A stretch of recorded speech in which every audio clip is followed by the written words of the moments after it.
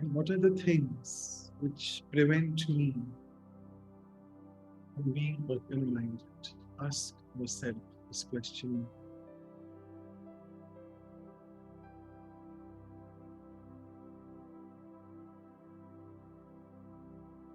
I'm sure today's workshop will be able to explore what about my inhibitory thoughts, my limiting thoughts, which prevent me from being open-minded.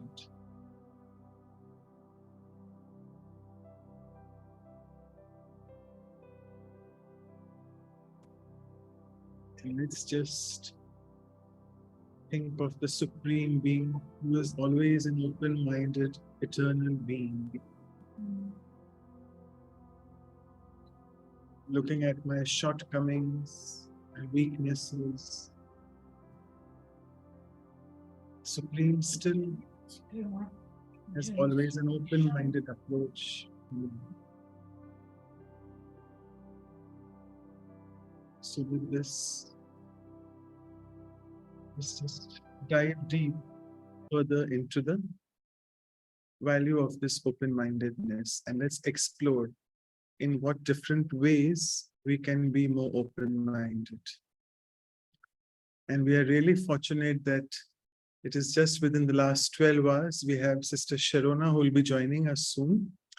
The previous speaker, Sister Valerine from Switzerland, for some reason, health issues, wasn't able to join.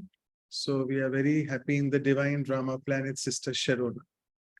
So we have our team of facilitators, Sister Anu joining from Vancouver, West Coast, US, Canada, and Sister Shruti from West Coast, US. And we have a beautiful team of interpreters and recorders in the background doing tireless service all the time. So thank you, all of you. So let's move on to the exercise. I think we don't need to blow our trumpets showing you again all this, but as we routinely have these 3-4 slides in the starting. So what we'll do is, as always, a small icebreaker, very brief, almost less than 2 minutes video, just exploring this gentleman who's speaking to another one, maybe his twin, on open-mindedness versus closed-mindedness, and see what insight you can gain from this video. And then we will take your sharings.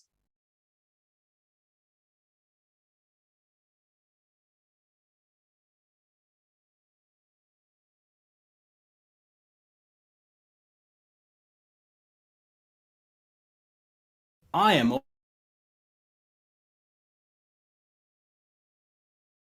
open-minded and interesting. I think, Why are you Sister Anu, closed-minded? probably Well, there's a problem with my connections. Upload a bit poor. So I think you just play the video, otherwise it will be all Sure, I can do interrupted. it. You just play the video, yeah. Okay. Because upload is a bit poor, I think, from this side, yeah. I'll just stop sharing. Yeah, so sorry. So it's good more people have joined. So in the meantime, as the video comes up, I just want to say, just listen to what this guy is saying. And finally, at the end, he's throwing a big blast, though he's open-minded. But how we become close-minded just with one sentence which we speak, you'll notice that at the end of the video. So just listen to it carefully. Yeah, thank you.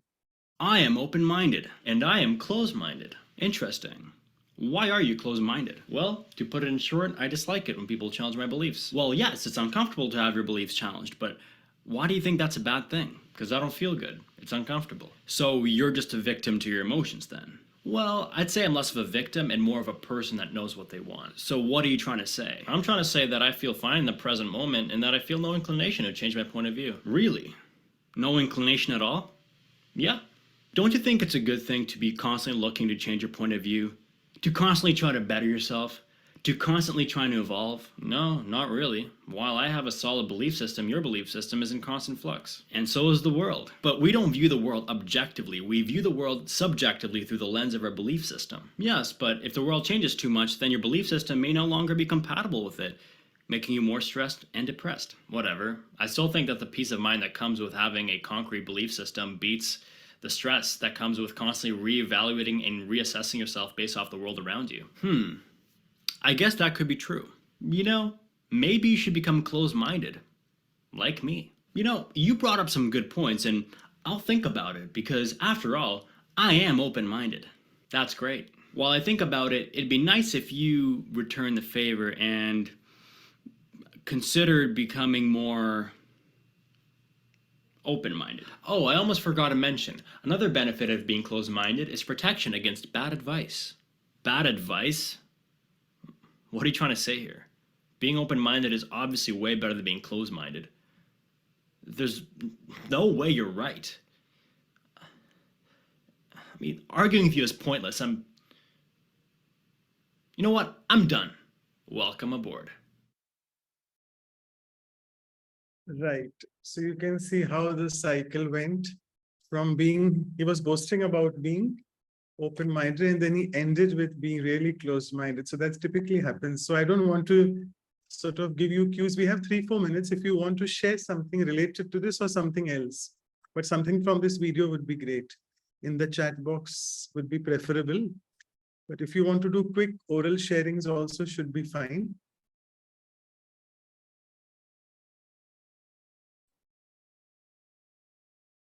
Okay, I think you are all being very open-minded. And the sharings, okay. So yeah, anyone? I'll just see the chat box if I'm mistaking, if someone has not, yeah, there's no sharing as such. Yeah, there's one message and you, yeah, so Brijpal Bhai is saying, let go of the ego. Yeah, I think that was because that guy had the ego of him being open-minded. So at the end, it turned out he became true. So that's very true. Thank you. So let go of your ego.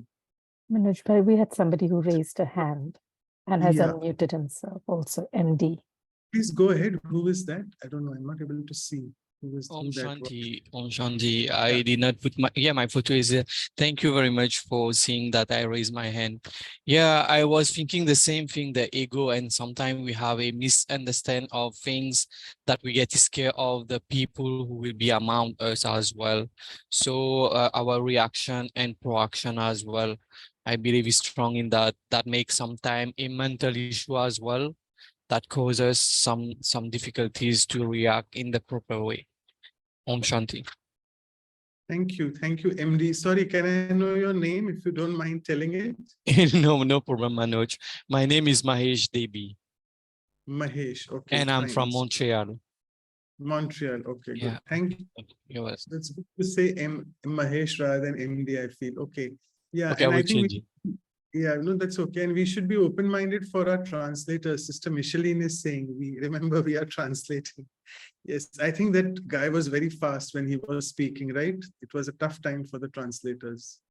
Sometimes when we are guilty, we just go very fast. Well, so thank you so much. I think ego is the one big inhibiting thing which makes us very closed-minded and prevents us. Yeah, so I think we'll just move on to the first activity. Okay, Brijpal Bhai, go ahead. You can unmute and speak. Yeah. And that will be the last sharing. No, you are still mute. I have asked you to unmute, but you aren't. It's okay. Yeah. Open-mindedness is to think through intellect. Open-mindedness is to listen, understand, and accept. Accept what is acceptable, but do not reject what is not acceptable. Open-mindedness is to create a thought of abundance. Be satisfied what you have. And this ego, main cause of suffering of the human beings is this ego. So let the ego go. Once the ego is away, there is no I or mine, then you are at ease, you are at peace. Once in a peaceful state, you are connected with the divine. Man, manabhav. That is concentrate on one. Ekagrata. Getting merged and getting lost in that. That is what is very important. And then is the man seva. That is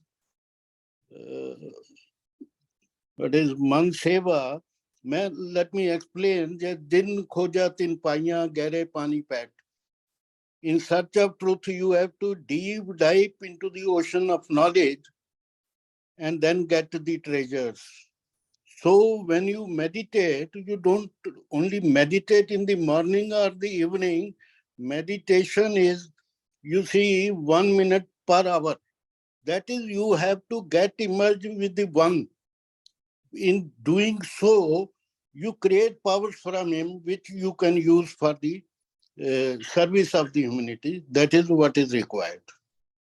Right. So thank you, Brijpal Bhai. So Om I'll be Shanti. covering three things which Sister Gayatri actually mentioned: Mansa Seva, Man Sarovar, and Manmana Bhava. So thank you for your sharing. So I think we'll move on to Sister Anu. Over to you. Thank you. Thank you. Yes. Om Shanti. We'll take your sharing, Sister Minu, in the next activity. Okay, is that Okay. okay? Yeah, because we're getting late. Thanks. Yeah. Okay, so with just kind of timeline, so let's move to the next exercise. But I think I want to bring up one thing that made me laugh, but I think the difference between open-mindedness and closed-mindedness. Open-mindedness can be too open, flexible, and he got confused at the end. And he was kind of, should I give in to become closed-minded? That's what I saw. So open-minded and yet very clear and firm on the self. And allowing others to be what they are. So that's what I kind of saw. So I don't know if others may resonate with it. But let's move to our very first exercise. And that is what we'll do, is that we can check ourselves. We have to know ourselves. The first exercise is barriers to being open-minded. So I can look inside of me that stops me from being open-minded.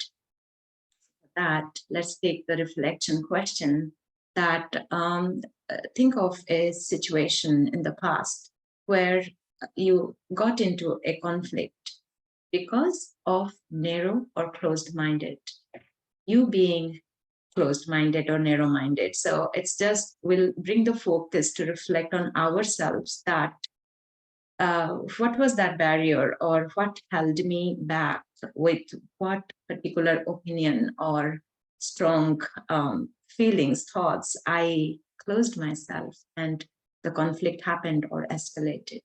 So it's like checking in our intellect inside our machine to see that what is that I could have let go and I could have resolved the conflict. So the reflection question is, think of an instance from the past where you entered into a conflict because of being narrow or closed-minded, and we would love to take your sharings. So let's take a minute to think about.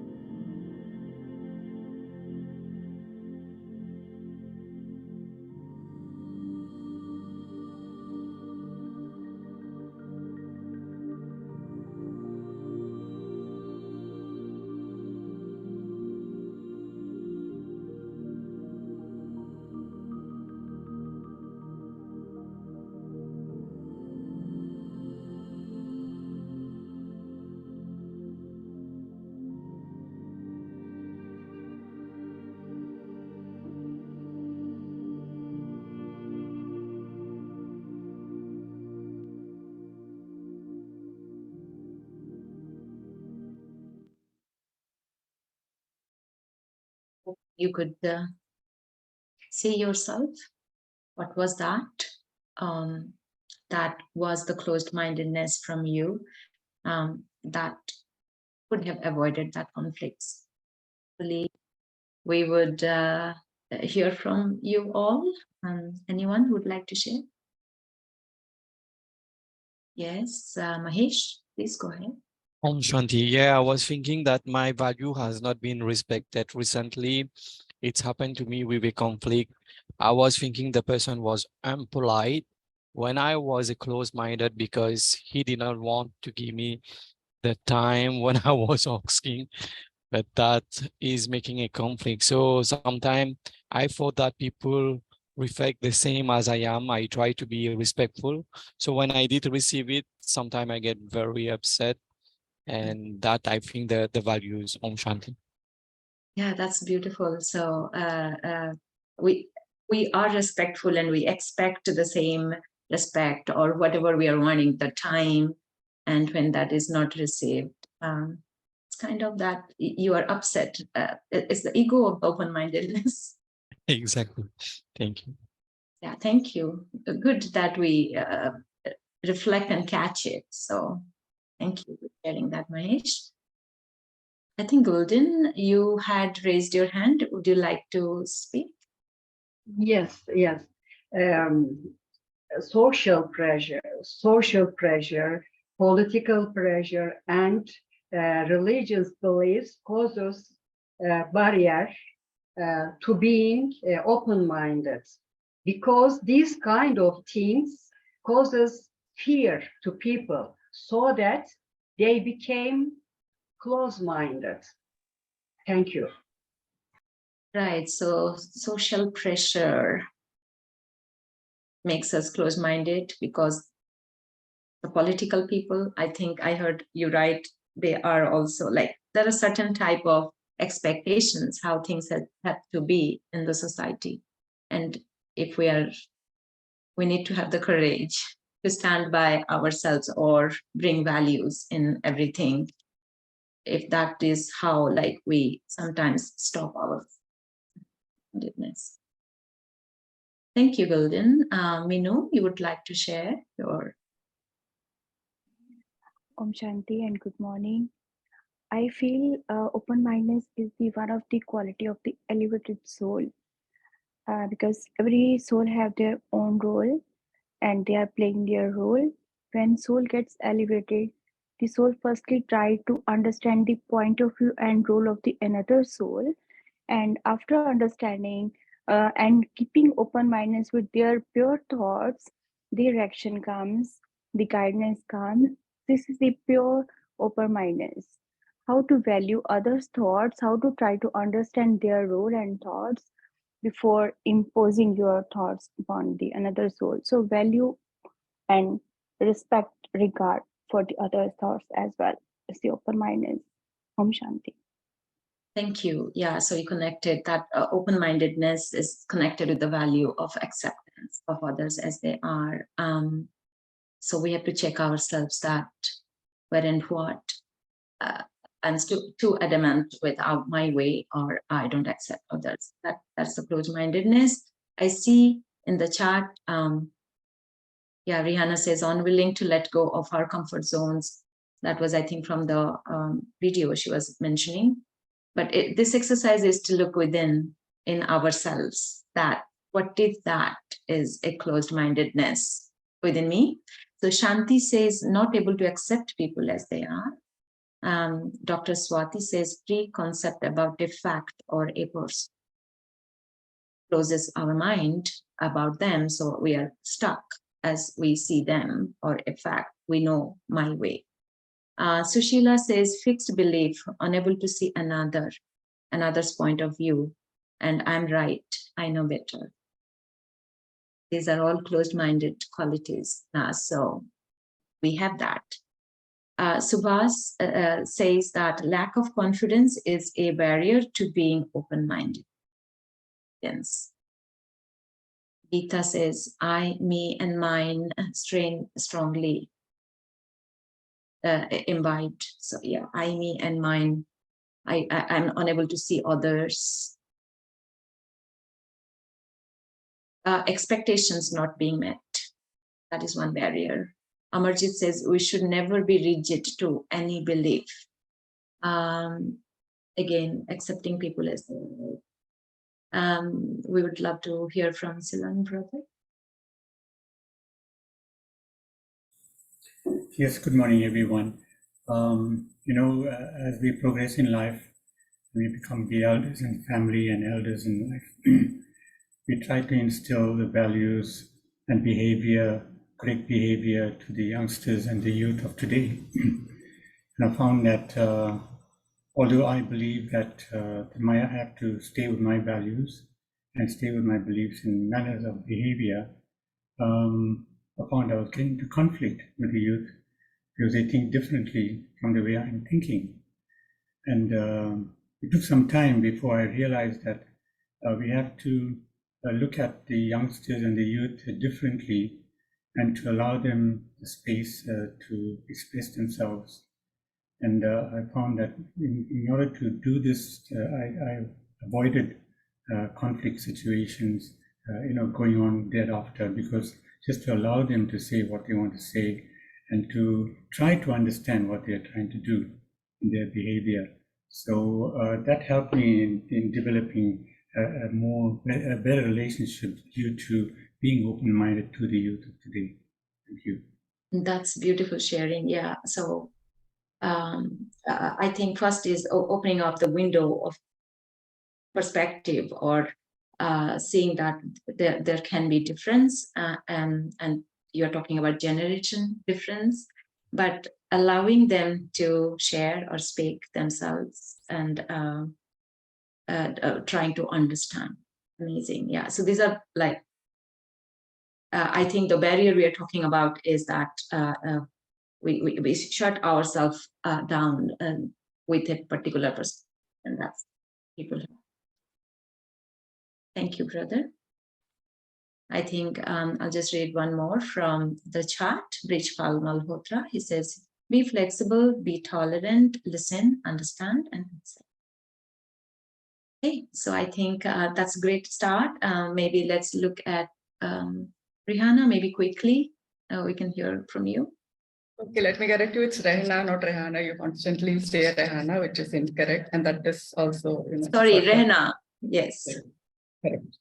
So what I want to share was, last time, even the speaker last week, raised this point of we against them. So what I think and what I've experienced, I'm sure everyone might have experienced this, the boundaries and all those small setups exist for a reason. And I believe it's for better management. But sometimes, we tend to get attached to one person or a group of people based on some reality or some fantasies you might be having. So in such cases, we create a boundary around us and those people, and we start disregarding or disrespecting or even hating or despising people around, outside that boundary. Okay, that is one closed setup. So this was actually made for better management, and if it is being used for something else other than better management or something constructive, that is one case of close-mindedness. But when we know that, when we redirect our love and our loyalties towards God, and we understand that everything exists for a reason and everything belongs to Him. Everybody belongs to Him, and all those boundaries drop. So it is all a matter of, redirecting your loyalties or your love, your sincerity, everything towards God, and then all those close-mindedness automatically drops, which, we must have experienced. That's beautiful. Yeah, the boundaries that make us close-minded, and how to expand it is by directing the love, attention to God. Thank you, Rehna. And I think we'll move on to the next. I'll hand it over to Brother Manoj, and all the sharings will be sharing in the review material.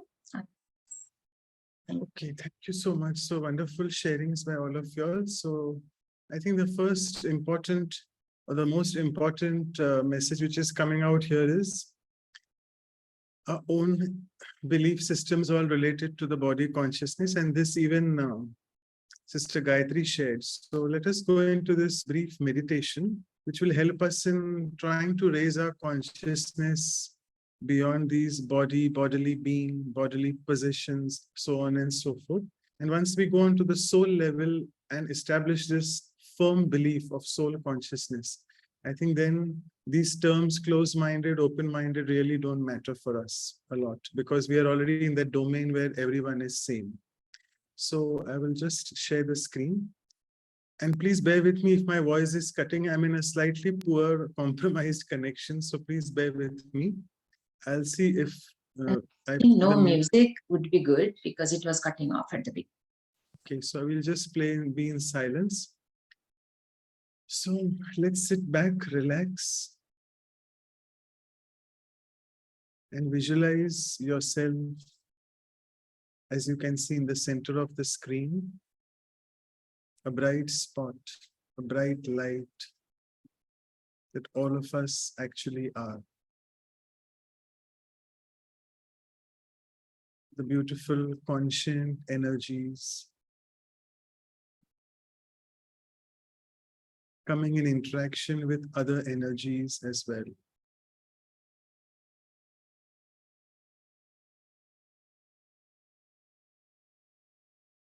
And all of us are connected to the divine, ever pure, supreme being, who I must say is the ocean of open-mindedness.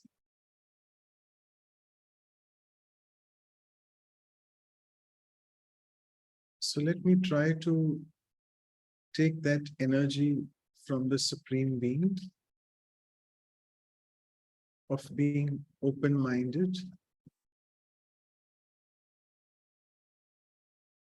and look at myself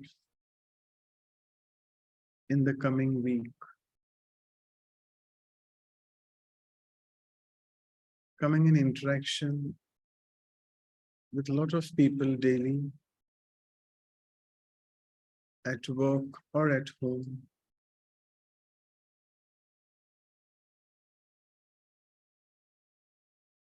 Let me just not speak about being open-minded. Let me inculcate this into my behavior. And for that, I need to work first on my thought patterns and attitudes towards others.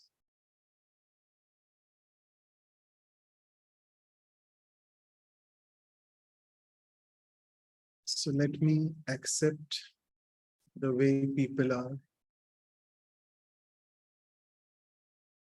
Let me accommodate their shortcomings and weaknesses, because all of us are on this same beautiful journey, having specialities and a few shortcomings as well.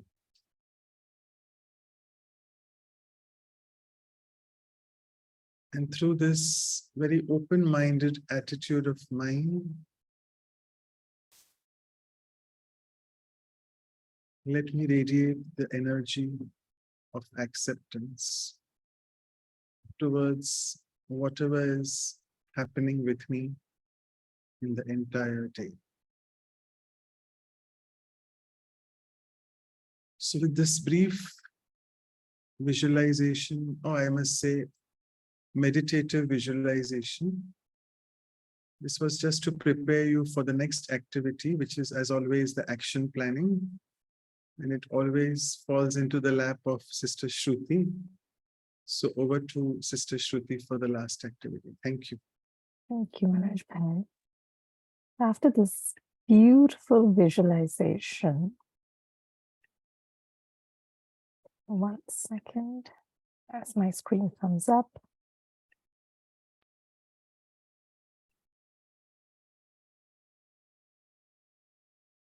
So at this point, what we will do,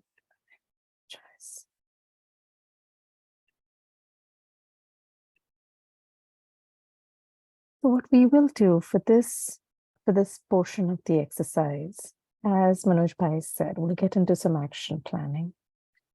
We have been discussing and open-mindedness And some of you already started to get into the behaviors that are needed to demonstrate this open-mindedness.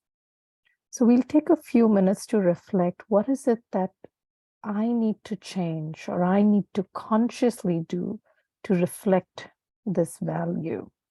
Keep in mind that sometimes we may think we are open-minded, yet when situations occur, we don't realize, but we don't often demonstrate this.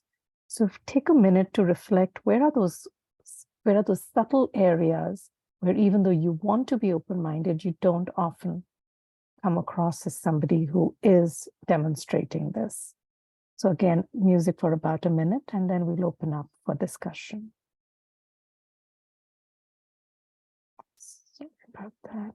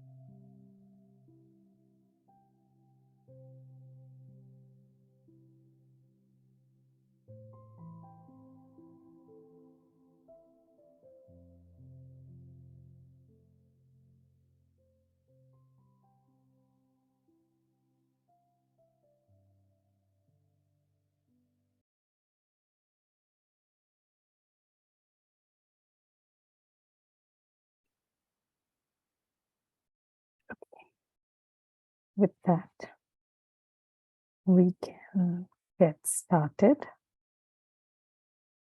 I have a couple of chat sharings already. Dr. Swati says, feel that all are souls, no body consciousness. And Subhash says, belongingness with God. Would anybody like to kick us off? Yes, Vijay Bhai.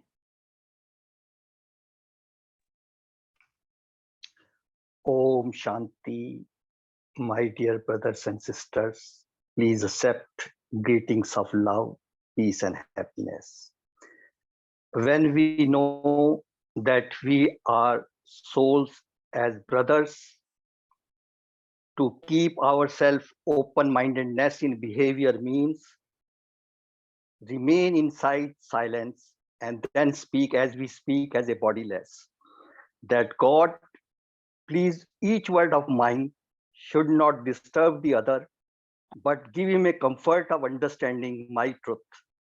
If that feelings we have for the other soul, whatever you will say, he will like to understand in the same way as you do not want to disturb him, but still want to speak the truth. So behavior should be silence in mind and very slowly, sweetly speak to your brother. Om Shanti. Very nice, Vijay Bhai. So silence inside and with pure thoughts and wishes for the other persons. Very nice. I have a few more chat messages, but we would love to have you unmute and speak. Would anybody like to express rather than write?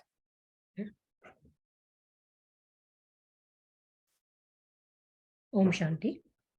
Yes, hi Geeta Ben. For me, open-minded is nothing but be aware. As everybody was saying that I am soul, and I come to this earth in this body for limited years and with my limited knowledge. And I know that I am ignorant and now I'm getting knowledge. Knowledge can be everything, anything, whether it is spiritual or material. Whatever we learn is only what we are taught and what we pick up from others. So if I accept that knowledge is vast, unlimited, and it is not possible that I will know everything in one lifetime, even in a few years. So if I accept that, and I know that even others will have other, say, point of view on that knowledge, anything. So I will accept it that I don't have to agree with every opinion and every knowledge or every point of view of everybody, but I will listen to it and understand, and then accept if it is acceptable to me, or I would have my own viewpoint, but I would not get in conflicts. And I will have open-mindedness is that I accept that I don't know everything, and there are like different viewpoints for everything, and that will help me to increase my knowledge and accept more things and understand better. Very nice. And you introduced some couple of new thoughts in our conversation, that being open to learning, and then I may not agree, but still at least I'm not getting into conflict and I'm at least listening to it, which again is tremendous. Anybody else before I start looking at the chat messages? Okay. Well, I think we should Sorry, change it. sorry. Yes. Go ahead, Rena. Can I say can I talk? Yes, go ahead, Gulden. I had seen, Okay. yeah. Okay. Feeling ourselves very free, and to be honest, and also we have to say our ideas, our thoughts easily. These are caused some abundance of thought and ideas, so that we can easily solve the problems easily ahead of us, because there will be lots of ideas, there will be lots of things to choose. We can choose lots of things from this file, so that this some easiness to do something. Okay, thank you. Thank you. Thank you, Gulden. Yes, Rena, I know you had unmuted. Yes, I had. I would, what I would do, I mean, there's a list of points, we all know that we are souls, but how are you actually implementing it? And what is your thought process when you say you are a soul? Because there are many things that we should, change at the thought level when you are a soul. One is our awareness. We are all attached to our roles. Okay? So we must change, we are doing it. A lot of people are doing it. And those are not doing it, they should start changing the consciousness from a role to being an actor or a player or a guest in this world, or actor in this cosmic drama, or a traveler in the world, and a student. And a very famous a singer who says, there's a word in Hindi which says Sangeetagya. Sangeetagya means he's a knower of music, okay? But he calls himself Sangeet Agya. Matlab, I don't know Sangeet. Sangeet Agya. Agyata means I don't know. So he's a constant student. He's, in the awareness that he's Sangeet Agya, not a Sangeet Agya. So if we believe that we don't know anything as in we know some things, but not everything, and we change our consciousness to that of a student or a traveler or a guest or a player or actor in this cosmic drama. So I think that will make a difference. And there are many other points, which if I start discussing, it will take a lot of time. So I'll keep it for later. Thank you. Okay, I can move into some chat. The messages, Gita says, the practice of being introverted, seeing what I have, if any defects, let it go, flying from the mind and the soul. My own self-mirror reflects outwardly. Kavita is talking about, again, practicing soul consciousness and recognizing that we are all brothers and sisters of and children of the same Supreme. Chujur Singh is talking about projecting your own beliefs irrationally, not in the context, within the situation of what others are thinking. So I think he's talking about not projecting your own beliefs irrationally without being aware of the context. Sushila is talking about, I really need to set aside my beliefs and listen to what the other person is saying and accept their view without any prejudice. So the importance of listening. Shanti is saying again, listen with complete good wishes for the self and the others. The listening attitude is helping. I do have one from Lourdes. I think that is, I can't tell if that is Portuguese or not. Help translators. And Khyati says, letting go of my ego, which can sometimes grow to the size of the Empire State Building, or probably even bigger than that. I would say more like King Kong. But it's liberating to know that my perspective of people and circumstances is not limited to my understanding alone. So thank you for adding that little humor there. Lourdes, yeah, thank you. It was Portuguese. Thank you, Brother Manuel.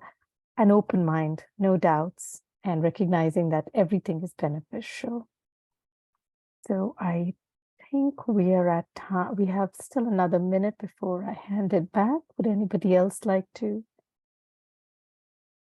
share their thoughts? I think Sister Vijay, we wanted to share something. You were unmuted before. Yeah, I was thinking that open-mindedness is so wide that it sort of encompasses so many other virtues to support it. And two of those virtues that I would like to share or that I actually use is acceptance and regard for all. Thank you. Very nice. Very nice. Acceptance and regard. Very powerful. Anybody else? If not, I can hand it back to you. Okay. Yeah, thank you so much, Sister Shruti. So yeah, so we can see quite a few new participants, and I'm getting a few messages of how do we get further notifications. So the ones who are new, can you please share your mobile numbers with WhatsApp and your email addresses? As you can see, Sister Vidhi has just messaged right now, so you can send it to either Vidhi or BK Anu. You can see that in the participant list, so you'll get all the updates, and even the whatever we are discussing is compiled in the form of materials for you all and sent to you in the emails for future reference. Okay, so let me just share the screen now and go back to what Brijpal Bhai was also saying and what Sister Gayatri was sharing in a lot of details. We had these very two eloquent speakers from the US and Canada, very open-minded personalities, and have come into the knowledge of Brahma Kumaris for more than 35, 40 years and serving at very responsible positions in the Lokik world, I must say, particularly Sister Gayatri, who is the representative to the UN, and also Brother Eric, who till of late, very recently is retired, but he was as a journalist and even a video director and editor for many, he's produced many documentary films. So they have really seen and lived the Lokik world, I must say. So they had a beautiful dialogue. I'll be covering it in 4 main slides. So what did Gayatri sister say? She was the one who was sharing all about open-mindedness, and Brother Eric was asking her questions. So she said, first thing is being honest with one's feelings. I can only accept people if I am honest inside with my feelings, because I can't be having a plastic smile on my face accept them, but be dishonest inside. So that won't radiate.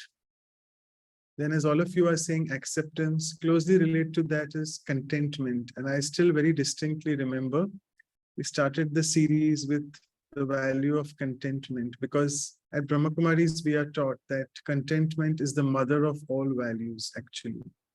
Once I'm contented with self, with others, it becomes very easy to live a life and actually follow all the other values.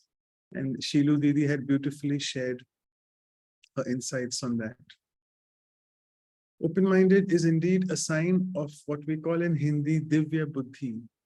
Like, we are discussing a lot about it today, but unless I work on my intellect, so we need to understand that in Raj Yoga, we have these two basic processes in the soul, which we say, the mind and the intellect.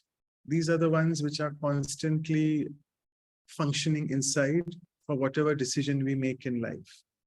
And all of you know that thinking, we think that, oh, my thinking is not in my control, but that is because my intellect is not in my control.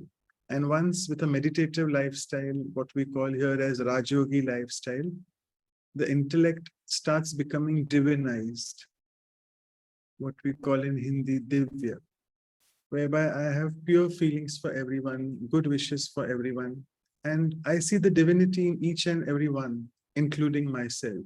So once that happens, then my thinking will automatically be improved, because then I won't be pulled, as she said, I, in the sense, my mind won't be pulled towards the sense perception, all those senses, looking at something, listening to something, speaking about something. So all this will then automatically go from a very lower level to a higher level. And then mind will get the capacity to discern, to make a decision from what is right and what's wrong, obviously through the divine intellect. So she said there are two important signs to know if one is open-minded or not. And first of all, as we had discussed in the meditation, is body consciousness, ego. As many people have been sharing, body consciousness is a very big topic in itself. It is just not related to the physical body only, but it is to that level where one of the vice, what we call the fifth vice, but a very big one, the ego. So when the ego comes, it leads to a lot of bias. That's what she said, because it really triggers my innate belief systems, which I have about people. And belief systems don't form in one day. They are formed over a period of time because of my constant interactions with those people. So I really can't blame my belief systems, because they are formed. They are my innate, they are present in me innate with my experiences from the past. But I need to make sure that I don't be biased towards anyone because of my ego, and also because of my desires and my area of expertise. That is, I am an expert. I know what is right. How you are my junior, etc., so on and so forth. So I think we need to be away from this. And second thing is, I mean, again, in the Lokik world, we speak a lot about this, the polarized thinking. Like, life is not black and white. We have many shades of gray, and we really need to appreciate that there is variety, which we say variety is the spice of life. That is because everyone is so different, and it's only because of our differences that we gel well with each other. If all of us are same, it's very difficult to live then, I think. She also said that, which Brother Eric, in one of the questions, he answered beautifully, that in our in our communication, we must be engaging in conversation rather than confrontation, because we are usually in a mode of debating. Someone says something and I'm just ready to counter that. So no, I think this comes with practice, and the more and more we are in this soul conscious state, I know it's difficult to be 24/7, but once we get into this regular meditative lifestyle again, our conversations become more worthwhile.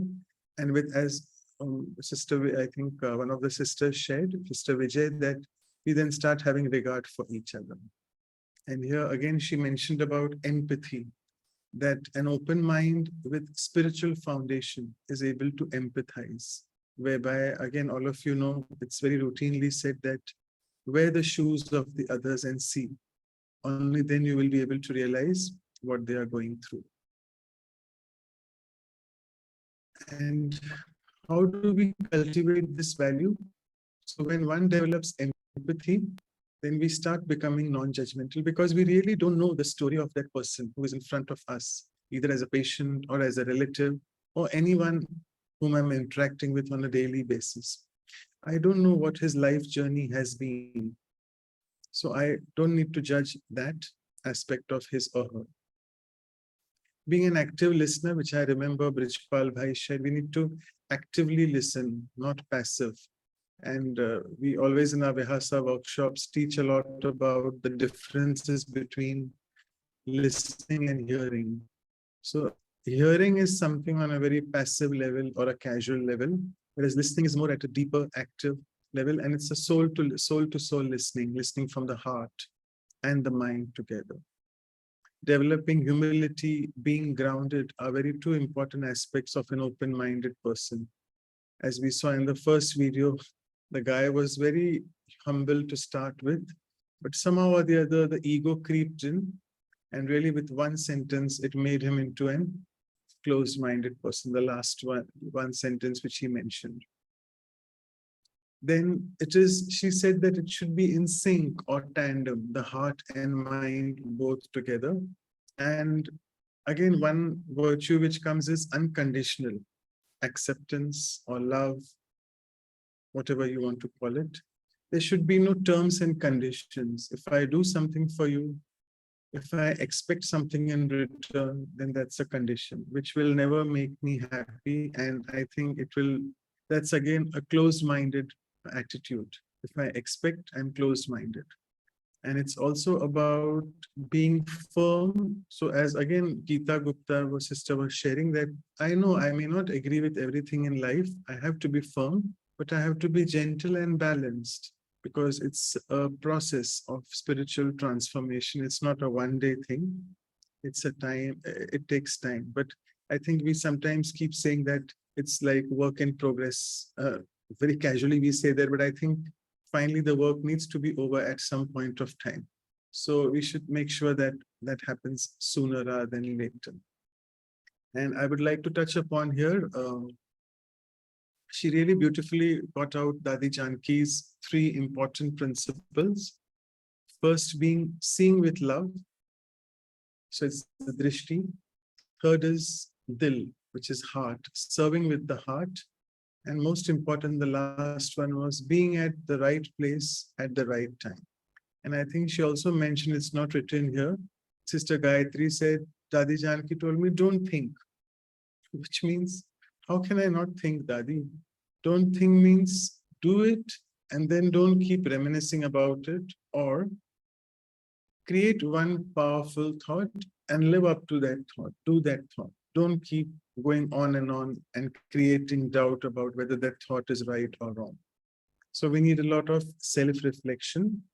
And today we, again, Brijpal Bhai brought these points out, so I'll just discuss it with you all. Man Mana Bhav, Mansa Seva, and Man Sarovar. So there are 3 beautiful Hindi words, very self-explanatory for people who know Hindi. But let me explain you, because that's what Sister Gayatri explained. It is in her sentences. Man Mana Bhava is a mind who is fully open. And how can a mind be open when it is concentrated and connected to the one divine, who himself is, as we discussed in the meditation, is the ocean of open-mindedness. So once my connection in a very concentrated way is with the one, it can really empower my mind. So that is Man Mana Bhava. Bhava means to be. Second is Mansa Seva. So Seva means serving, and Mansa means mind. So serving through the mind. And if my mind is becoming so elevated through the stage of Man Mana Bhava, that itself is a powerful mind. And such a mind will have definitely good wishes, pure thoughts, elevated feelings for people around. That is Mansa Seva. And I need to really keep filling up my mind, and that is called Man Sarovar. Sarovar is actually a word very commonly used in the Punjabi Sikh culture. It's a sort of a talav, or it's a pond full of, say, amrit, what we call, which means divine water. You drink that water and you become eternal. So it's nothing about really drinking some physical water and becoming eternal, but it is this divine knowledge which we are on a regular basis listening to in our spiritual teachings, what we call Murli, and then quenching the thirst of the soul on a regular basis through this divine knowledge, churning the knowledge, using it, inculcating that in my life, and then I become a Man Sarovar. And then once I use the particular point of knowledge, then I become an embodiment of that, and I become an authority on that authority of experience. And then I can keep feeding on that again and again in my life. So that is Man Sarovar. So she brought out these points very beautifully. And I would also like to cover this Vyuka. She got this point. Again, very much you can search on the Google, that everything in life is going through Vyuka. So these are the 4 things. Volatility, uncertainty, complexity, and ambiguity. So all of you know, these are the typical signs of this dark iron age which we are going through, called in English as Kali Yuga. And it's very important that being amidst all these Vyuka things, we have to really respond ourselves appropriately. And we should know how to handle situations which are volatile. Uncertain situations will always come. Situations are complex, and obviously they have ambiguity many times because we really don't know what is right or what is wrong.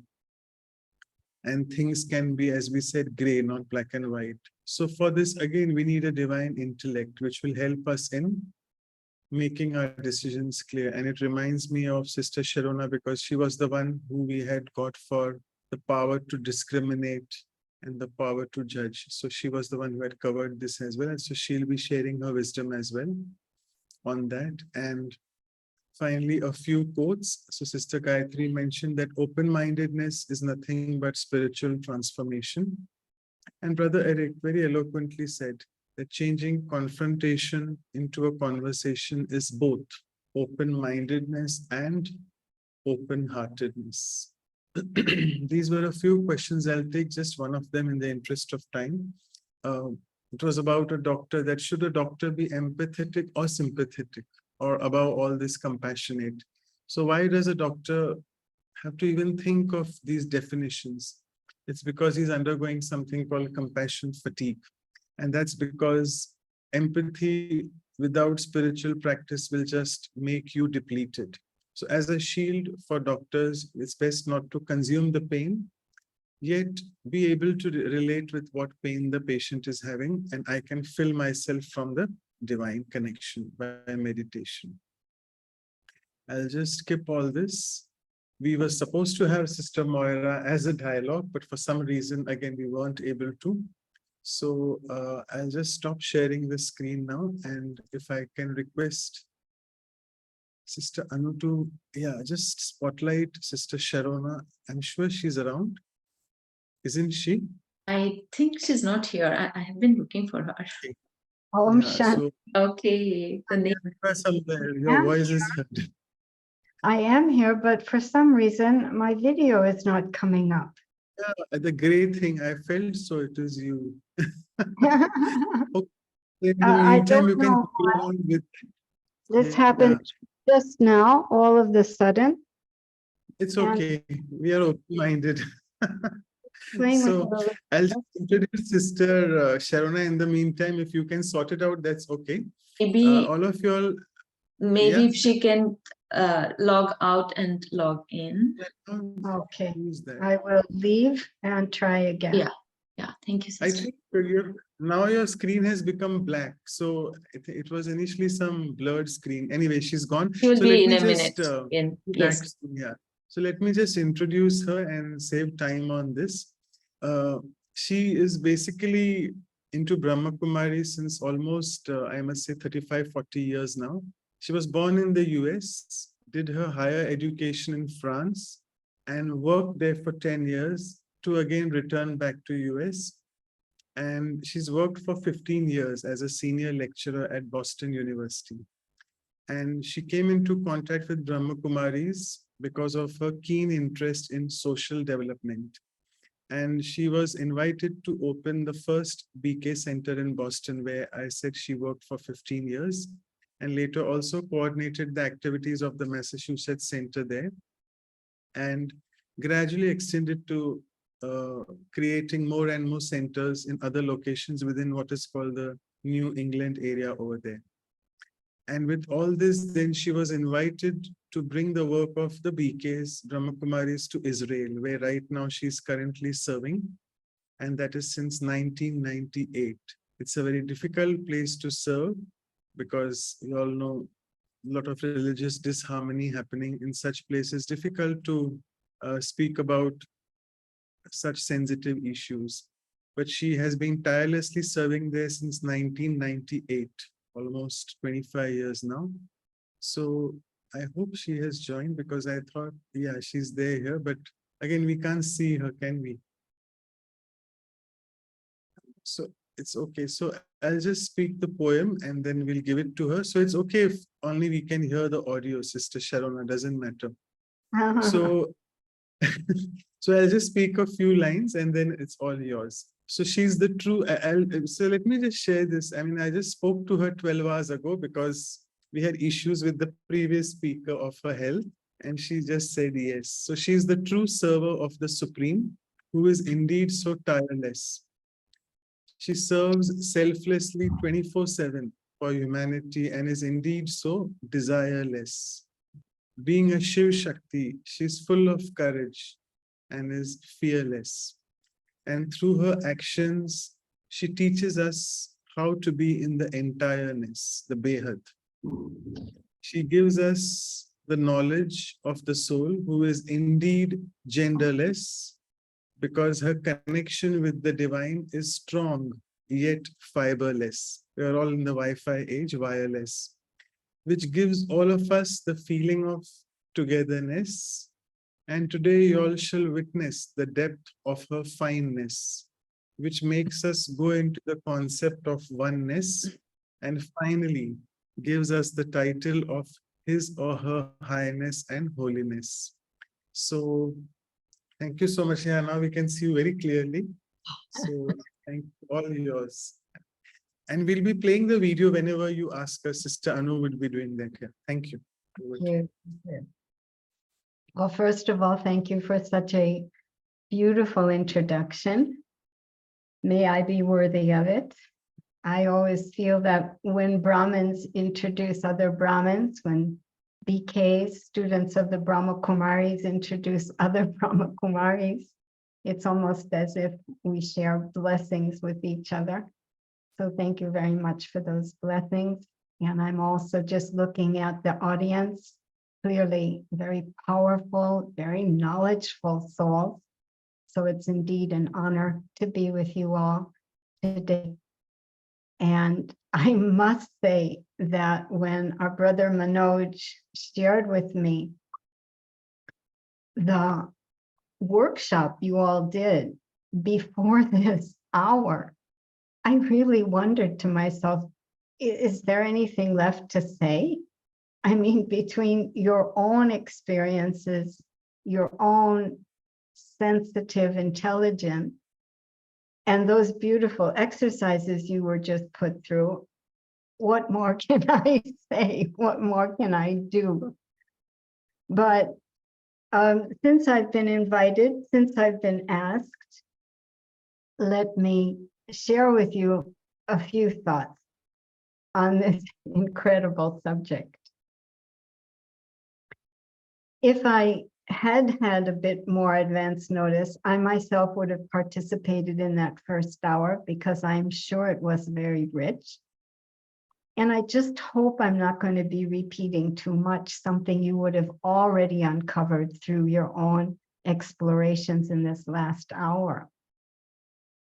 But I can tell you, I did watch twice that icebreaker video you saw.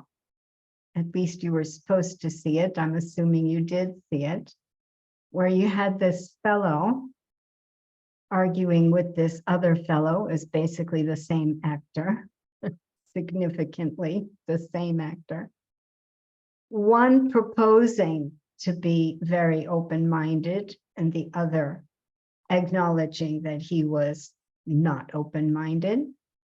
And then ultimately, the one promoting himself as open-minded turned out to be the one who was the most closed-minded, or at least got himself into as much trouble as anyone who is closed-minded would do.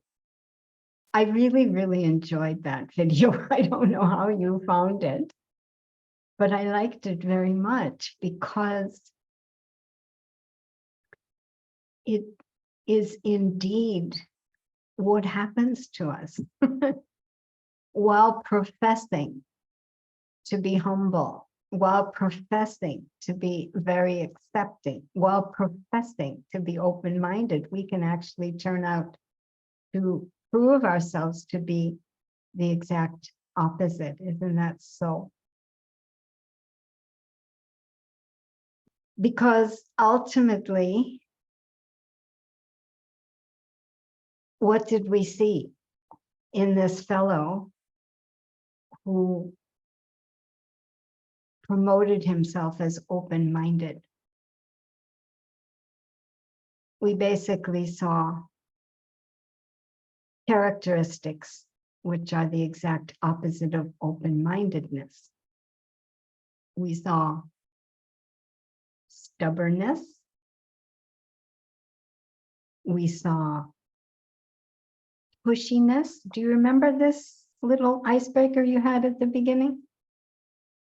He was stubborn. He ended up being stubborn. He ended up being very pushy. He ended up being very opinionated. The one who promoted himself as open-minded, he ended up being very stuck,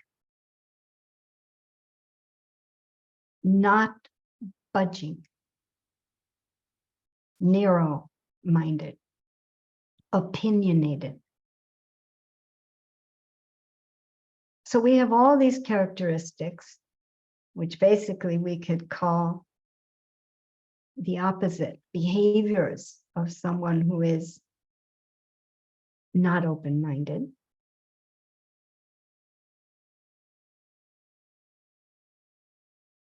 Leading to behaviors also such as controlling and bossiness and many other very unpleasant energies.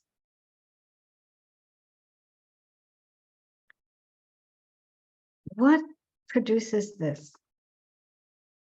On the one hand, we think ourselves one thing, but in actual interactions with others, we see something else, if we're honest.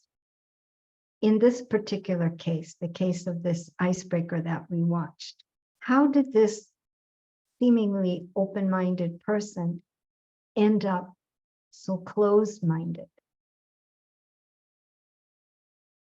Did you or do you notice what's probably going on when we move from truly being open-minded to actually being quite stuck and narrow-minded? What was going on there? Did you notice? Would anybody like to say? You can put it in the chat, for example. What leads us to closing our mind? Any thoughts? Do you remember that icebreaker? What's going on in that guy's heart? So that he actually ended up being the one exhibiting the behaviors of closed-mindedness, ego, I'm seeing. No feeling for the other. Anyone else? Giving value to my thoughts, more, our own thoughts, more. Good definition of ego. Acceptance, I need a translation here, something about acceptance and arrogance, but if somebody can translate, our sister from Brazil. My way or the highway, taking from the mind, not from the heart. That's so interesting. Not knowing the self, yeah. Very deep answers. I'm looking at something very practical. Fear of losing control. This is all very good stuff. And you know, in 2 words, we've got arrogance and ignorance here, yeah? And 2 words which are very practical and something we all can be watching out for, and we need to be watching out for. Being judgmental, ego, inferiority versus superiority, holding on to a wrong image of the self, controlling, criticizing. But all of this is best expressed or most commonly expressed through which 2 energies? So you have shared, they're very good answers. They're very deep answers, spiritual. You're looking at the spiritual roots, which is right. But could we say, in a nutshell, if we want to be practical, that this guy ended up more closed-minded than the guy admitting his closed-mindedness because he had expectations. And together with expectations, there is neediness. What do we expect? What do we need? So many times it occurs to me that we need other people to be playing by the same rules as me. We expect other people to be in the same game as me, not to mention playing by the same rules. And actually, it is not an easy thing to drop our expectations and be absolutely without any kind of need in front of other people and certain situations. Think about it a minute, right?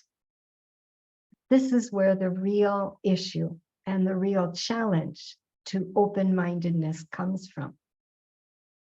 I don't know how much your workshop beforehand might have touched upon this, but just see the expectations I have and the neediness inside me for other people to play by the same rules as me and to be in the same game. So this is very big, and it brings out these 2 questions. Where do I get the power to drop all such expectations and be without any such neediness? And the second question is, how do I work with people who are not in the same game and they are not playing by the same rules? Dr. Manoj, are these 2 good questions or have they been covered? No, they are perfect questions. Yeah, you don't need my approval. Well, I'm just curious because they did occur to me as I watched that icebreaker. Okay, so let's take a look at these 2 questions. But before we answer them, I would like to show you a little video. See if that can stir some insights. You can just, before we see the video, think about this a minute. The 2 questions, right? Number 1, where do we get the power to drop our expectations and any kind of neediness? And secondly, how do we work with people who are not in the same game do not play with the same rules. So think about this for a minute. If you want, you can put in some responses, but mostly it's worthwhile just to think about it for a moment.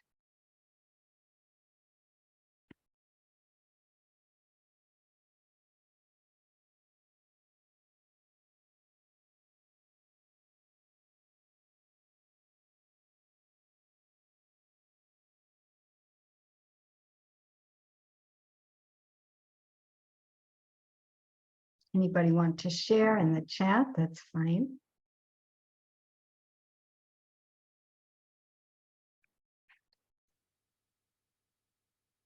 Well, small power, unconditional acceptance and love by taking power from God, which is not a small thing. And that is, of course, the best use of our spiritual practice, isn't it? Anyone else?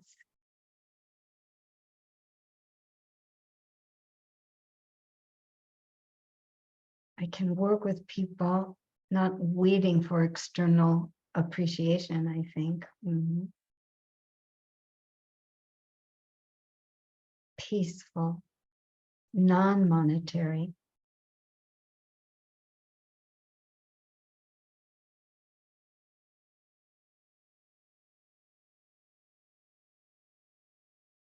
To work with this attitude. Both are right. I missed that last one. Both are right. Be interested in the game. That's nice. That's nice. You know, this curious, adventurous.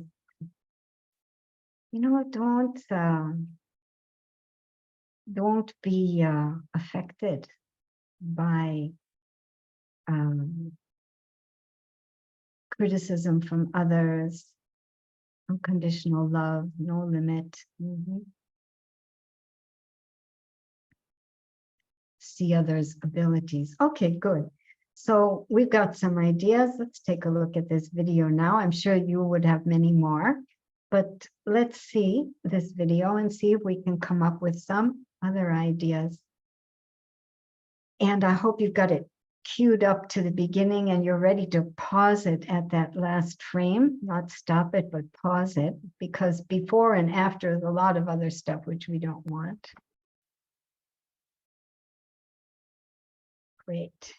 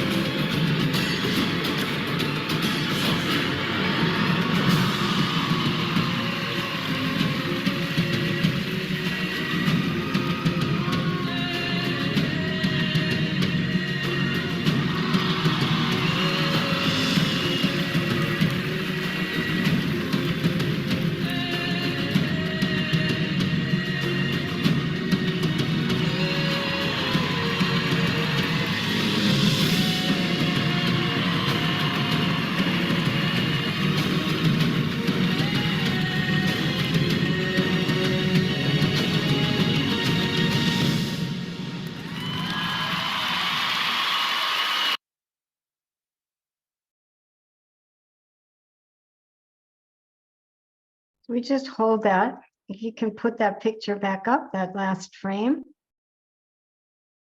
I don't know if you can get it, but that's where I wanted it to hold. if we can catch it still. Yeah, let's just hold that a minute. Now, I don't know about you, but I could not watch the video accurately. It was very slowed down. Manoj Bhai, how did it look from your side or other listeners? Did it move along smoothly? Could you? There was a little bit of Gymnastics slowness, but going on there? It was jerky. Say that again. It was Say it jerky. again. It was jerky, so maybe you couldn't catch what I really needed you to see. Any ideas about how we can improve the view of that?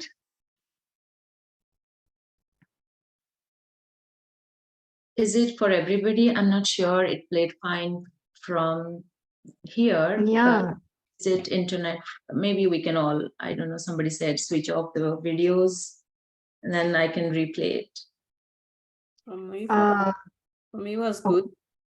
Yeah. Oh, for someone it was good. You For could me see the too. whole thing. Yeah, for me Yeah, too, it was fine. somebody, okay, But somebody was it's good saying enough to analyze. good enough to It's good analyze. enough. Okay, okay.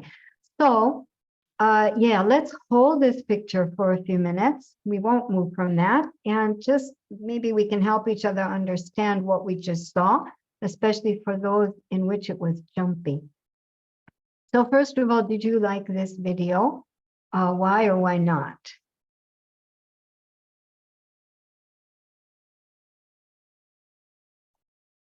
I liked it because it talked about reality that I feel, that I see. Okay, okay. So are you in this story? Are you in this picture? And if you are, where are you? Which one are you?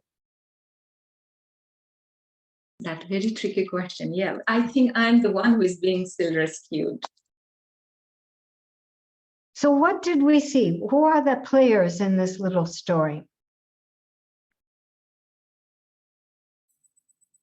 Those who saw, yeah, those who saw it well. What did you see?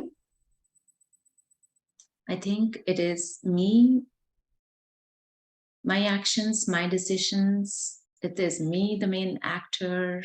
I initiate something that explodes, that I don't have any control anymore, as the things that traps me. I become trapped inside of all those repercussions of my actions. That's Okay, hold on. I'm just going to stop you there. Excuse me for that, but that's your interpretation. For those who weren't able to see well, what exactly were we seeing? Not our interpretation, but what exactly did we see?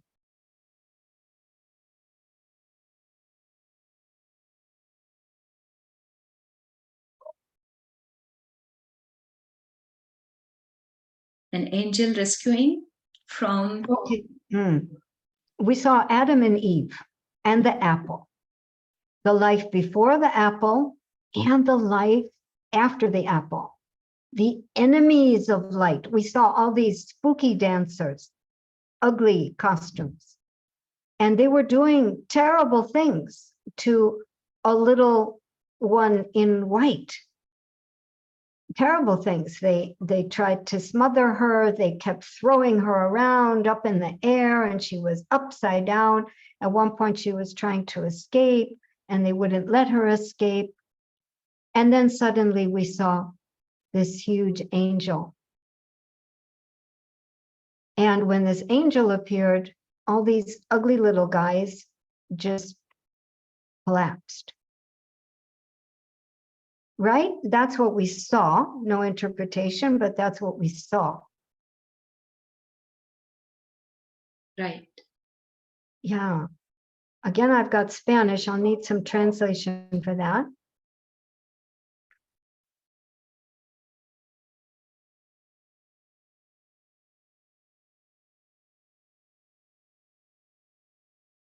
So once again, where are you in that story? It reflects our greed, but the power of the observer who cares with detachment. Okay, there's an interpretation. But going back to my other question, are you in this story? And if so, where are you? Dark side and light side of people, that's an interpretation. Again, are you in this story? And if so, where are you? Sister, I see myself, probably catching when this swirls the girl around and, just, being a part of, catching the girl, saving or kind of like, not letting her fall, maybe. So who are you? This is Shalini here. No, but in the movie, which one are you? I'm the person, holding the girl or the lady. You're the person holding the girl, the lady, in the end, at that last picture, or during the dance? During the dance, when they were, all in a group and they were swirling her around, and I'm one of the person who's trying to not let her fall or save. Okay, you're the one catching her or trying to save her. Okay. I'd still like to go back to that frame. Keep us on that frame if it's easy to find again, Anubend. Anyone else? Who Yes, are you? Yeah. Yes, I just feel that that I am a girl, that I'm the one that's trying to break free from whatever life is doing or dealing with me, and I just found the comfort and the solace in the angel. So I think that I'm almost there in my life, but still trying to escape from the world. Okay, so you see yourself as that little girl in white who was being thrown all over the place, and at the end, seeking comfort, support, and strength from that angel. Anyone else? Well, kind of the opposite. I see myself as that angel rescuing others. Oh, okay. So you are that angel and you are rescuing others. Okay. Anyone else? I feel like I'm all of it. In what sense? Well, in the sense of it's the beginning, middle, and end of what Baba is talking about to us. And so Adam and Eve are the beginning, the middle, and the end. So of course, I'm relating to all of it because sometimes it's great and very angelic. Other times it's quite devilish, depending on how well I have mastered myself. So this is about learning to master myself and all aspects of what the process is to become angelic and be held. Like that last picture is like God holding me. Nice. Okay. And then I would like to say that I felt the world, how it is. And then after doing Raj Yoga, it sort of clears your mind and you can, so I felt as if I'm that girl, little girl, and I felt the angel is God. That's what I. Okay, so you felt you were that little girl who in the end Yes. is saved by God, but before that was thrown around. Right. Through Raj Yoga. Yeah. Anyone else? I feel I see myself in both the roles. As a girl, I stay connected with the angel supreme power.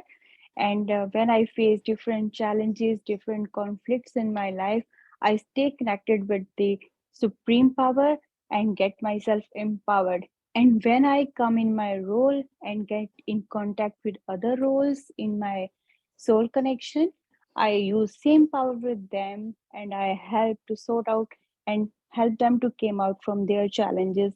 With that power, I get empowered from the supreme. So I feel myself in the both roles. It was very joyful. So both roles means the little girl and the big angel? Yeah, both. Okay. Here's another question. Where does this story take place? The mind. Say that again? Inside In the our mind minds. that we created it in us. We created in our life. In our life? Yes, from ages to come through our mind. And in our mind. Yeah, yeah. It's interesting to consider taking everything that you all have said and place it. What if this is really all something taking place in my own mind? And not just where is it taking place, but when is it taking place? It's taking place now at the confluence age, right?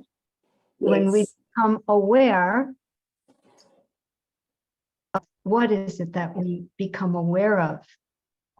We become aware that no matter how much ugliness is in me, no matter how much I can appear as stuck, controlling, pushy, bossy, all the things of narrow-mindedness, no matter how much all of that is in me, there is nevertheless also in me an angel.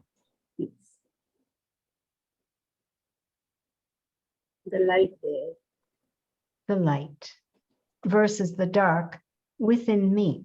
I'd like to watch this again, if you don't mind, and I don't know how it works to be able to improve the performance so we can all see it in the best. Yeah, I would ask, I heard from somebody, you switch off your video, that will improve your bandwidth, as well as everybody else can switch off their video, and that may improve this whole session's bandwidth, something like that. So let's try that. Okay. Now, there was a Dr. Gita who asked if she could speak. I don't know if that was you or somebody else. Dr. Gita? Somebody else, yeah. Dr. Gita, would you like to say something before we watch it again?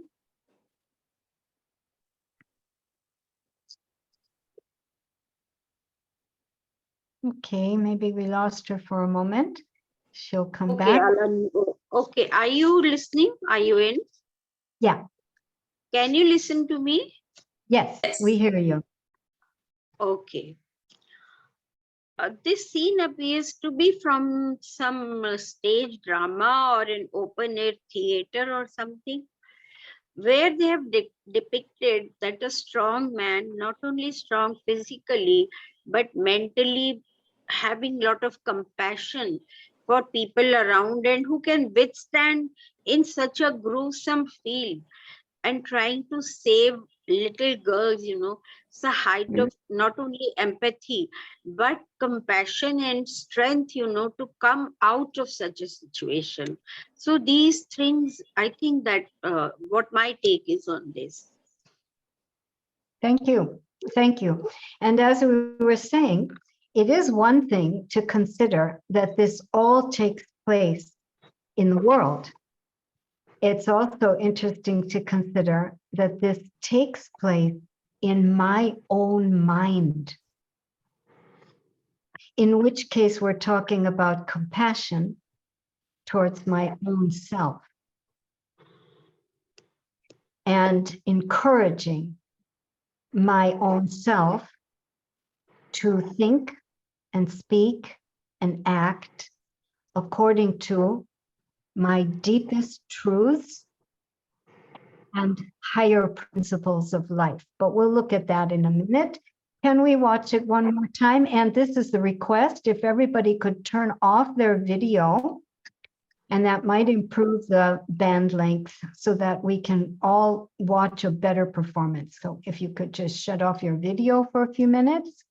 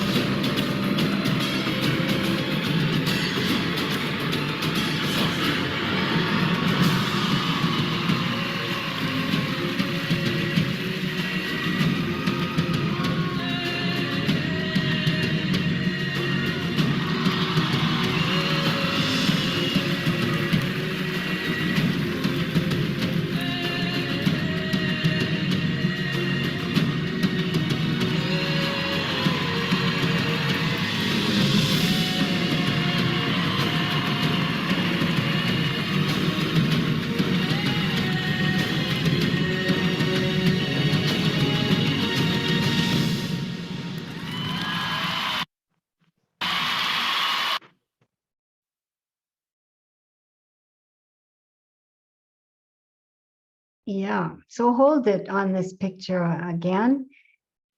And I think we can come back to video, but the point is that it still didn't project all that much better, but I think we got maybe a slightly better idea. And let us do consider that maybe where all of this takes place is within the mind. I'm hearing translation. The dark energy comes from, oh, I missed that, extremely dramatic, great performance. Yes, that's for sure. Okay, so yeah, you can take it off of this picture.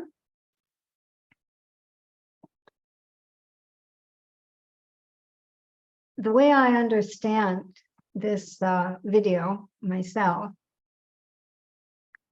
and how it connects to our two questions, which was, it's not easy to dig out the very roots of closed-mindedness, of being pushy and stuck and opinionated and not open, not accepting. Especially if these roots are things like expectations and some kind of neediness. So the two questions were, where do we get the power?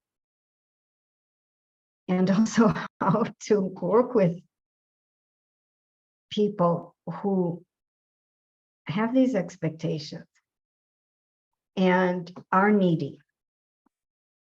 They are not open-minded. They're not ready to listen to you, go with the flow, be out of the box.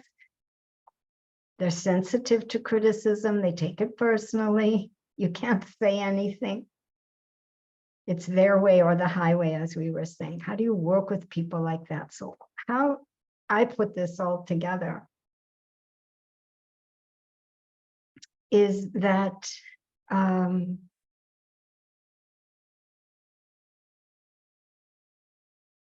the power, first of all, for dropping my expectations and any kind of neediness comes from my own self.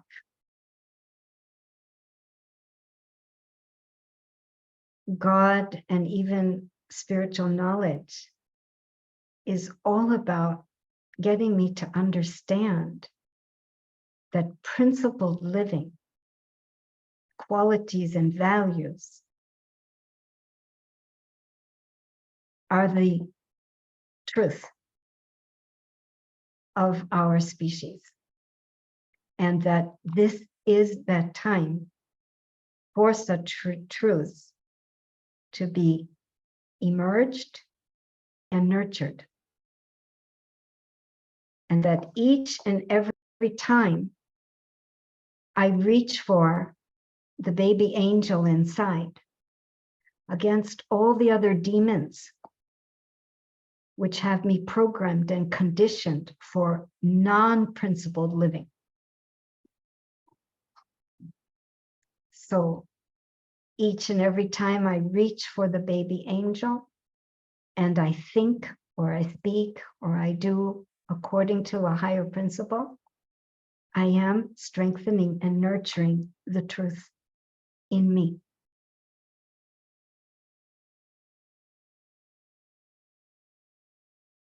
Let's be clear about what some of these higher principles are, especially if we're talking about open-mindedness.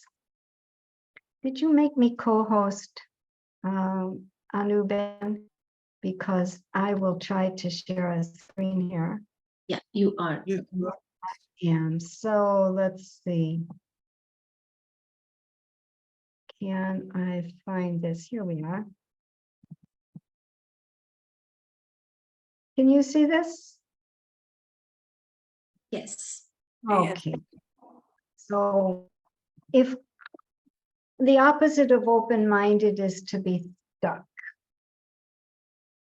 opinionated, stifling of others, unbudging, set in your own ways, which leads to behaviors like pushiness and controlling and bossiness. Could we not say that the qualities of open-mindedness, unlike what we saw in that icebreaker you had in the beginning, is that we would be able to listen to others, we would be accepting, we would be trusting and patient, leading to respectful behaviors, humble behaviors, dignified behaviors. I want to look at that a little. Open-mindedness means I'm okay with criticism. I'm okay with being wrong. In fact, one of the biggest lessons I've learned recently on this whole subject is that it's much better to make a wrong decision than to make no decision at all and keep fluctuating and studying and examining all points of view. We have to move forward, we have to decide, but not to be afraid of making a wrong decision. A wrong decision is better than no decision, because if I can be humble, I will also be open to learning that it was the wrong decision, in which case I'll apologize. I'll learn something and I'll move forward. So this kind of humility, to be okay with change.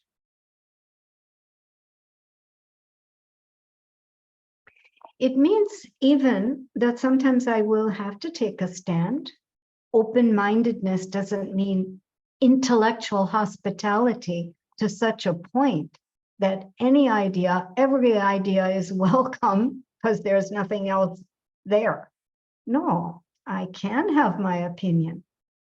Open-mindedness simply means that I'm well researched about my opinion and I'm always ready to hear about other ideas, but I definitely still am required to have an opinion, and often as not take a stand, but we're going to take a stand with dignity and royalty.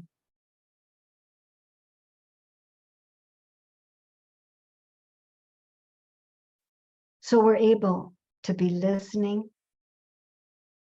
The expression is, open your mind before you open your mouth. Very nice. We're able to be accepting, accept others as they are,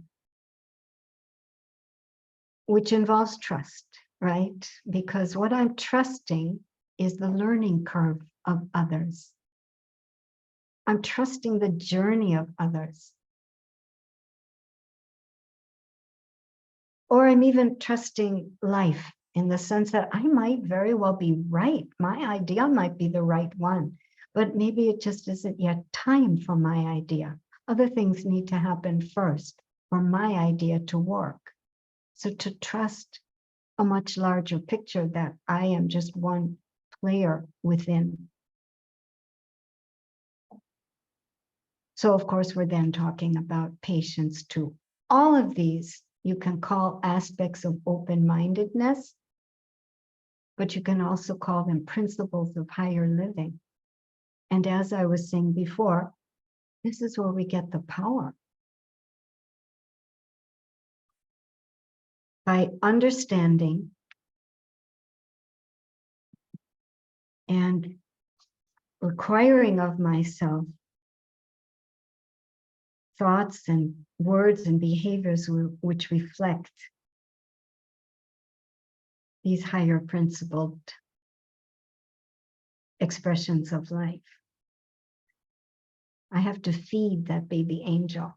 And each and every moment where the demons emerge and would want to repress, suppress, toss, make upside down, and confuse my inner goodness, that is exactly the moment in which I need to be.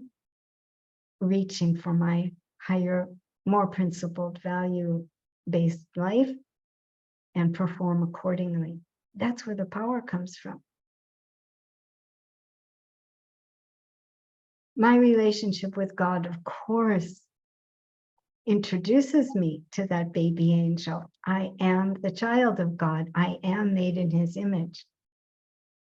And definitely God is giving me all of the energies of those qualities. But if I don't understand that this is what I am, originally and eternally, and if I don't make myself responsible for that, then my one step of courage is missing, and God might be helping, but I won't be able to receive that help. So I'm suggesting that the power to keep myself open-minded, to keep myself behaving from a higher value system, comes from myself. And how I have to work with people who are not working from higher principles. How I work with people who are closed-minded, not playing the same game and not playing by the same rules. I think many of you would have been saying this all along. I have to model this new way. I have to bring the energy of patience, the energy of trust, the energy of respect, including my own self-respect. Because often as not, when people are not being as we need them to be and as we know one should be now, it's not because they don't know that it's not good. It's because they don't have the power to change. Many times, people would still be controlling and bossy, for example, not listening, not accepting, not because they don't know that those things aren't good, but they don't have the power to stop themselves. So what a huge contribution, what a huge donation, what a huge compassion and benevolence to be able to offer the very energy of that acceptance, that patience, that trust. Model it. Be the change that you want to see in the other person. And we know these things. It's the kind of foundation of a good spiritual practice. But, you know, really, honestly, will I do that? Because that is the work of these times. The world needs models of what we're talking about. They don't need anybody more talking about it. You know, when Brother Manoj first said to me, can you come on board and talk to us about open-mindedness? I said, you know, okay. I opened up the internet just to see what are people saying about open-mindedness. My goodness, there is no end to all the talk about open-mindedness. But now it's got to be that real energy of all the aspects, the qualities, the angelic-like energy of open-mindedness. The decision is now, isn't it? Now. We have to be the change that we want to see in others. This is how we have to work with people who are not open-minded. So like this, we really truly can finish whatever expectations we have of others, and we can finish that awful stuff called neediness. We can really step forward and be a model. And anybody doing this, anybody raising their hand in front of God and saying, I would like to do this, I would like to model the new way, inject back into the drama of life this much higher energy of angelic qualities, then these ones, God himself calls his angels, and anybody who wants to can play this part. So somebody raised their hand. Somebody wanted to say something. Om Shanti. Really thankful to you for this such a beautiful video you shared. I myself start with the open-mindedness, how I have to work with other roles, other souls I get connected. But I ended up with the spirituality, with the acceptance, with the faith, with the open-mindedness, what I want, what Father, Supreme Beloved Baba want to me become. I have to get myself open-minded for that. I should be so much confident on that Supreme and me. Yes, I will become that pure angel. What Baba expect from me. I ended myself on this. This is my open-mindedness for me and believe on that. Baba, such a good, beautiful video. Thanks a lot to all of you. Shanti. Thank you. Thank you. Anybody else want to say anything? If you're new here and have not shared your WhatsApp and email contacts, you can please send to. That's a admin message. Anybody else want to say anything? So I think actually, Sharonah, we are approaching the close. We need to do a meditation as well. Hope that's okay. We have 5-6 minutes only left. So, can we just take a quick comment from Dr. Geeta, and then we'll propose the vote of thanks with Sister Claudia. Thank you. Sister Geeta, go ahead. I thought you were speaking. Yes, it's wonderful, very, very nice. And you actually, Baba Gyan has come through this word that you spoke about open-mindedness, that it is all within us. We are closed. We have shut the door inside, and of the double lock, we have to open it. Baba always says to use the Godrej keys. And that's so fantastic to hear, it's a beautiful reminder how we need to work within ourselves, not outside. The world is inside, the beauty is inside, the shower is inside, the rainbow inside, the garden is inside. There's nothing beyond that. You can shine through and through so much. Thank you so much. Thank you. I posted a question in the chat box. Thank you. Thank you so much. We really, really need to believe that we are what the world needs right now. We are what the world needs right now. Not even we have what the world needs now. We are. And we need to rise to every single challenge in the world as it plays itself out in my life, my relationships, the situations in front of me. Rise to the challenge of it with higher living principles, virtues, and values. And every time I do this, the angel energy, the truth of our species is strengthened. And it's a donation to the whole family of humanity, right? It's in our hands. And we only need a small handful of people who are committed to this, pledge their life to this. We only need the critical mass to be doing this for this night of humanity to finish and the day to begin. So how great is this work? How great is anybody who's raised their hand and said, I will do this with my life. This will be my effort.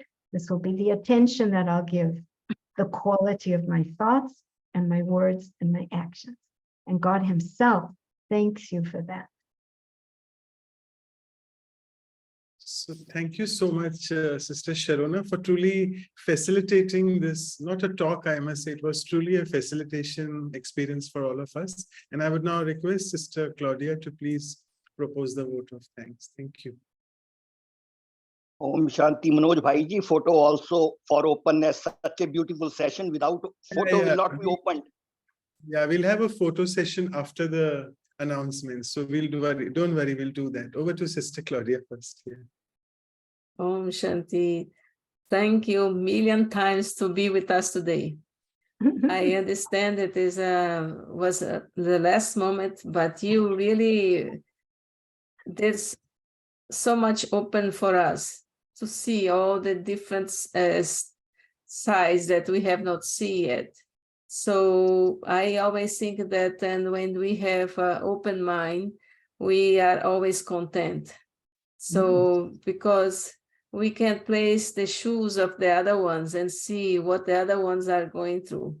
If we have a closed mind, we get stuck. What we think that should be like that, and then we think, I am the one who knows everything. So when we go, we have, of course, we have to go through the principles, because there are principles that we have to go through, and that the principles of life, the principles of what I work for, principles of this organization, but still the mind needs to be open to see what the other one is going through. And that way we become content, and the other one also can start understanding. So I think you brought all the details very nicely today, and thank you a lot for that. And so happy Easter to you and to everyone who is here with us today. And I'll see you again. Thank you very much, dear sister. Thank you very much. I appreciate your openness, and I'm glad that I could come up with something that added to the incredible work you already did on this subject, and that it wasn't somehow just repeating what you already did. That's thanks to God, I think. So thank you so much, both of you. I'll just quickly share the announcements, and then Anu sister be ready I'm with ready. the photo. Okay, so all of you know, within the next 12 hours, we are just awaiting this silence retreat, which has been postponed in the last month. So we are finally doing it in the next 12 hours from now on abundance. So for morning time for India, and West Coast, it's the evening time. So please do join when whoever can. And in the league further, we have the episode 63 on punctuality. And again, on the group messages, we'll start tomorrow now about the latest spiritual Murli teachings which we have. So you'll get the Murli concepts, or the Murli extracts which we do on punctuality, what we have those divine teachings here. And it'll be Sister Jenna who will be sharing with us her wisdom next Saturday. And again, as we have the workshop with us always, so it is Sister Dipti from South Africa on punctuality. This elegant calendar Sister Kosha has developed. So just we do send it to all of y'all in our emails, and also our WhatsApp group DP has that, so that you are aware which event is happening on which day. And these are our websites, and Sister Anu had also pasted in for everyone in the chat box the link for the workshops and the link for the episodes in English. So if you want any other language, just replace the word English, either Spanish, Portuguese, etc. So with this, I would now request Sister Anu to please take the photograph. All of you are requested to please show your videos, keep your videos on. And after this, we'll go in the meditation. Yeah. So everyone, open your video, that we don't want to miss you.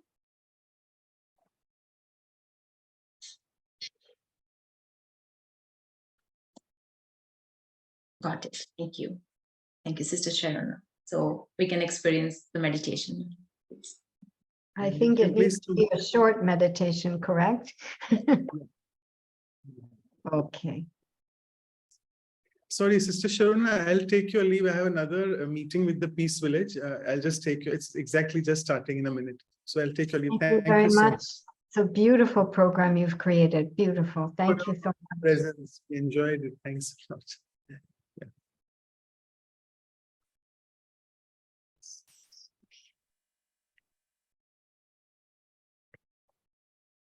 What will it take for me to approach any situation in my life, any challenge in my life, any person challenging person in my life. What will it take to approach them with no expectation and no neediness?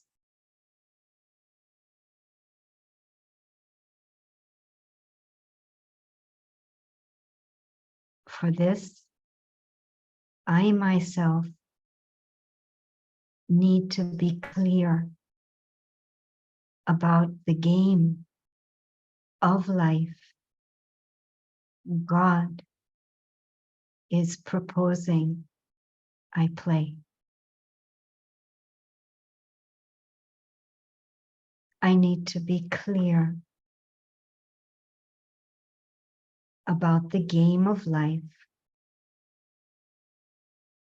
that God wants us to play. I need to be clear about the rules of this game. What is the name of the game? Now, when the world is in such collapse and situations and people can be so challenging, have we understood? Have I understood that the name of the game is truth? The name of the game is fullness. And the number one rule is, let me turn myself towards God.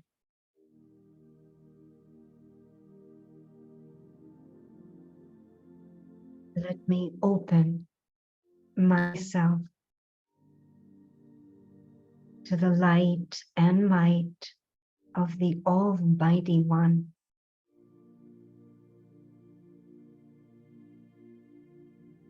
Let me embrace the partnership that One is offering.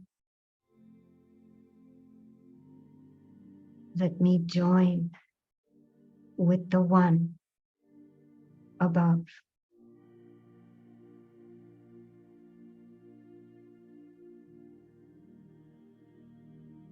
Because when I do this, I do become full.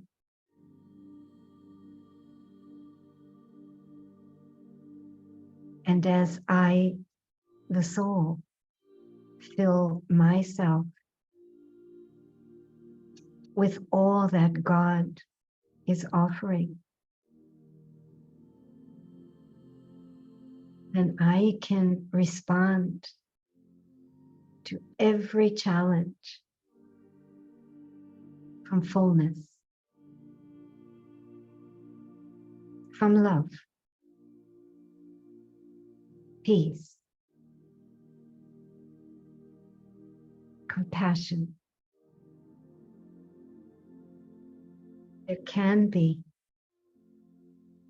respect, dignity, patience, trust.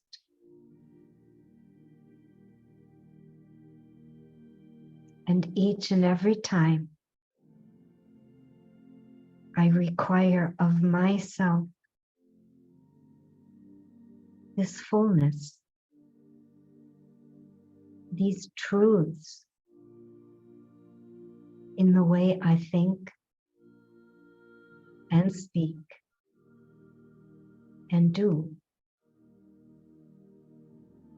then these truths are made strong. They enter the world and this long night of humanity can finish and the new day can begin.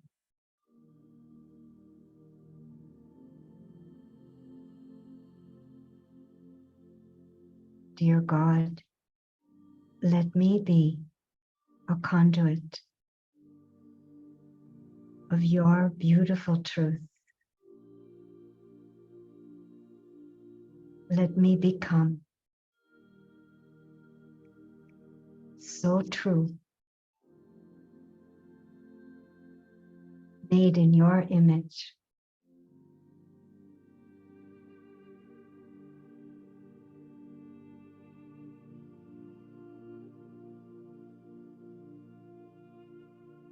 By your grace.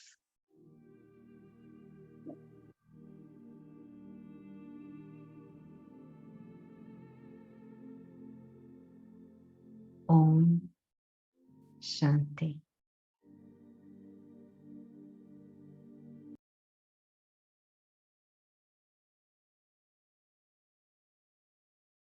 Om Shanti. Thank you so much.